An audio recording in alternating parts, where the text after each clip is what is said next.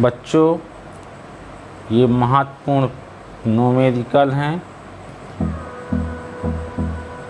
जिन्हें बोर्ड में अक्सर पूछा जाता है। ये 2 माइक्रोफैरेड है, ये 6 माइक्रोफैरेड है, ये 3 माइक्रोफैरेड है। अब कह रहा ए और बी के बीच तुल्य धारिता ज्ञात करना।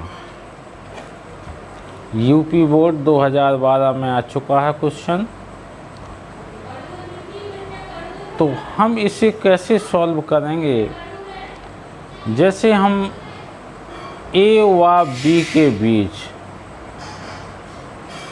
टोटल धारिता निकालना है, ए बी सी। हम ए और बी के बीच, बी और सी के बीच और सी और ए के बीच हम टोटल धारिता ज्ञात कर सकते हैं। तो कैसे हम इस क्वेश्चन को सॉल्व करेंगे? क्वेश्चन नंबर 1,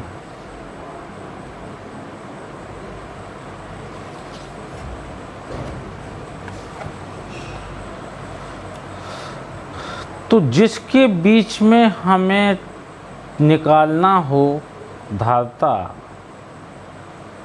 तो जितने भी सर्किट होंगे उन्हें हम, तो ए और सी और बी अर्थात ए सी बी, ये दोनों अगर हम इस तार को इस तरह से फैला दें, ये तार ऐसा है तो इस तार को ऐसे रेजिस्टेंस हो गया, तो इस धारिता को हमने इस तरह से बढ़ा दिया, फिर अगला इसको इस तरह से बढ़ा दिया, तो ये 2 सर्किट हो गए। तो इस धारिता हमारी सीरीज में हो गई। तो वी नो डैट फंडा। तो हम लिखेंगे इसमें 6 माइक्रोफैरेड व 3 माइक्रोफैरेड के बीच धारिता। ये दोनों सीरीज में हैं, श्रेणी क्रम में हैं। तो श्रेणी क्रम में हम इसको हल करेंगे। 1/C equal to 1/C1 plus 1/C2। Now 1/C1 6 plus 1/3, taking LCM 6 1 2, we can write 1/C equal to 3/6 equal to 1/2। तो C equal to 2 microfarad. A C और बी के बीच हमने जो धारिता निकाली कितनी आई बेटा? 2 माइक्रोफैरेड। अब इस वायर को हमने, अब ये कैपेसिटेंस इस तरह से सर्किट बन गया और इसकी जो धारिता हुई, ये सर्किट क्रॉस हो गया इस सर्किट से। इस तरह से डायग्राम आपका बना, अर्थात ये हमारा 2 माइक्रोफैरेड बेटा, और ये हमारा आपका हो गया 2 माइक्रोफैरेड। तो ए और ये पॉइंट हो गया आपका बी। तो फिगर फर्स्ट, फिगर सेकंड। तो हम इसको लिख सकते हैं कि 2 माइक्रोफैरेड व 2 माइक्रोफैरेड के बीच धारिता। इसके बीच धारिता निकाल लेंगे। तो ये बेटा जो सर्किट इसको बनाएंगे, तो ये सर्किट आपका इस तरह से, हम ये सर्किट हो गया। ये दोनों हमारे सर्किट, ये सीरीज में था, ये पैरेलल था, तो समांतर क्रम में है। तो इसका जो टोटल कैपेसिटेंस निकाल लेंगे, ए और वी के बीच टोटल धारिता निकालेंगे। तो we know that formula C equal to C1 plus C2। इसको C मान सकते हैं। C1 मीन्स 2 माइक्रोफैरेड और C2 मीन्स 2 माइक्रोफैरेड अर्थात 4 microfarad. This is final result in this numerical. Next question, point two noted. Question number 2।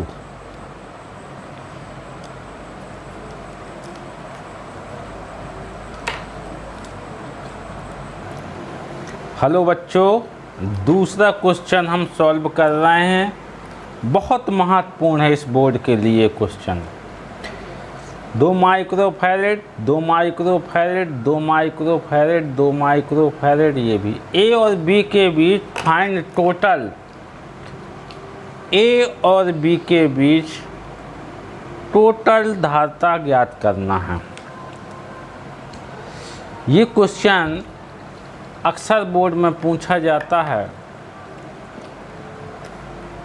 ऐसे क्वेश्चनों को solve करने के लिए जब भी 5 कैपेसिटर जुड़े हों तो याद रखिएगा व्हिटस्टाइन सेतु का सिद्धांत फॉलो होगा। P/Q equal to R/Z। This is principle of Wheatstone bridge.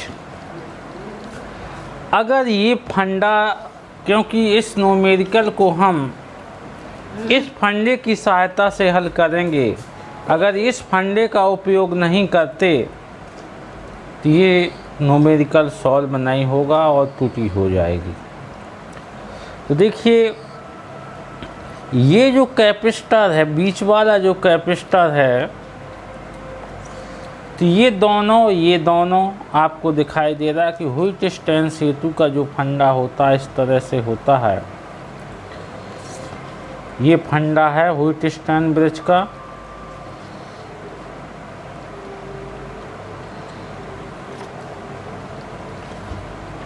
ये फंडा है।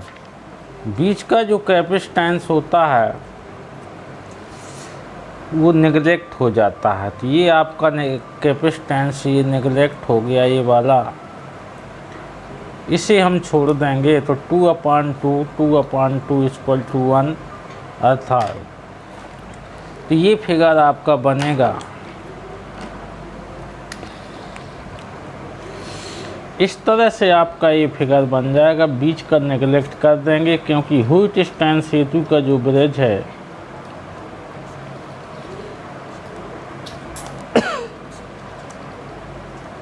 ये फंडा आपका हो गया फिगर ए और बी। संधारित्र तो वही रहेंगे। तो ये दोनों ऊपर के सीरीज में हैं, नीचे की सीरीज में हैं। तो ये 2 माइक्रोफैरेड, ये भी 2 माइक्रोफैरेड, 2 माइक्रोफैरेड, 2 माइक्रो, और बीच का जो जुड़ा हुआ था इसको छोड़ देते हैं क्योंकि इसमें कोई करंट फ्लो विक्षेप नहीं होगा। तो देयरफॉर 2 माइक्रोफैरेड व 2 माइक्रोफैरेड के बीच हम निकालेंगे धारिता। 1/C equal to 1/2 plus 1/2, 2/2 equal to 1। तो C बराबर हमारा जो निकला 1 माइक्रोफैरेड निकला, क्योंकि सीरीज में है दोनों। इसी तरह से इससे देयरफॉर इसके बीच निकालेंगे तो 1/C डैश मान लिया तो वही फंडा आएगा 1/2 प्लस 1/, देयरफॉर 2/2 इक्वल टू 1। तो C dash equal to 1 microfarad. तो ये आपका फिगर बन गया दोनों इस तरह से। अब फिर दोनों उसमें हो जाएंगे। इस क्वेश्चन को हम इधर बढ़ा देते हैं। अभी दोनों इस तरह से सर्किट डायग्राम आपका हो गया। 1 सिंगल बन गए तार, इसका भी सिंगल फिगर। तो इसके बीच टोटल हम कैपेसिटेंस निकालते हैं ए और बी, तो दोनों पैरेलल में हैं, अर्थात हम ये कह सकते हैं कि दोनों समांतर क्रम में हैं। तो तुल्य धारिता निकाल लेंगे तो C इक्वल टू, क्योंकि समांतर में है तो C1 प्लस C2 फंडा लगा देंगे और C माने 1 प्लस 1 बराबर 2 माइक्रो फैरेड आंसर। ये भी सॉल्व हो गया क्वेश्चन। बच्चों ये क्वेश्चन नंबर 3 सॉल्व कर रहे हैं। अगर मान लीजिए इस तरह से कोई सवाल आता तो हम कैसे सॉल्व करेंगे। ये 3 माइक्रो फैरेड है, 1 माइक्रो फैरेड है, ये भी 1 माइक्रो फैरेड है, ये भी 1 माइक्रो, ये 3 माइक्रो फैरेड। और ए और बी के बीच टोटल धारिता ज्ञात करना, तो पहले हम तीनों को इसको ले लेंगे। ये 1 माइक्रो फैरेड वाला तार लिया, 1 माइक्रो फैरेड व 1 माइक्रो फैरेड। तो ये तीनों किस क्रम में हैं? ये तीनों आपके समांतर क्रम में हैं। तो समांतर क्रम में धारिता का सूत्र हम जानते हैं, फंडा C बराबर C1 C2 और C3 equal to C1 means 1 plus 1 plus 1 बराबर 3 माइक्रो फैरेड। पहला स्टेप हो गया। अब ये सर्किट डायग्राम बच्चों इस तरह से आपका बना, ये 3 थे मिलकर के एक डायग्राम हो गया, 1 संधारित्र बना। इसके बाद इस तरह से दूसरा फिगर बनेगा A और B। तो ये भी 1 माइक्रो, ये 3 माइक्रो फैरेड है, ये आपका 1 माइक्रो 3 माइक्रो फैरेड ये भी बन गया और 3 माइक्रो फैरेड ये दिया हुआ है। तो ये तीनों किस क्रम में है? सीरीज में है। अर्थात हम ये लिख सकते हैं कि A व B के बीच तुल्य धारिता हमें ज्ञात करना है। टोटल कैपेसिटेंस कितना होगा? तो सीधे हम वही फंडा लगा देते हैं कि 1/C equal to 1/C1 plus 1/C2 plus 1/C3। इसको C डैश मान लेते हैं, तो 1/C dash equal to 1/3 plus 1/3 plus 1/3 equal to LCM लिया तो 3/3 इक्वल टू 1। अर्थात C डैश बराबर 1 माइक्रो फैरेड। ये फाइनल रिजल्ट हो गया। अर्थात हम ये कह सकते हैं कि A और B के बीच तुल्य धारिता कितनी प्राप्त होगी? 1 माइक्रो फैरेड आंसर। ओके, ये पार्ट 1 है। फिर आपको दूसरे टॉपिक पर इसी टॉपिक से आधारित दूसरे सवाल भी भेजेंगे। इसमें अभी आपने इस डेरिवेशन पिछले टॉपिक में पढ़ा था, उसी से आधारित सवाल हैं और आपको गृह कार्य भी दिया जाएगा, या आप उसको हल करते रहिए और फिर बनाते रहिए। सेफ रहिए, सुरक्षित रहिए और पढ़ाई को जारी रखिए। समय का दुरुपयोग मत करो।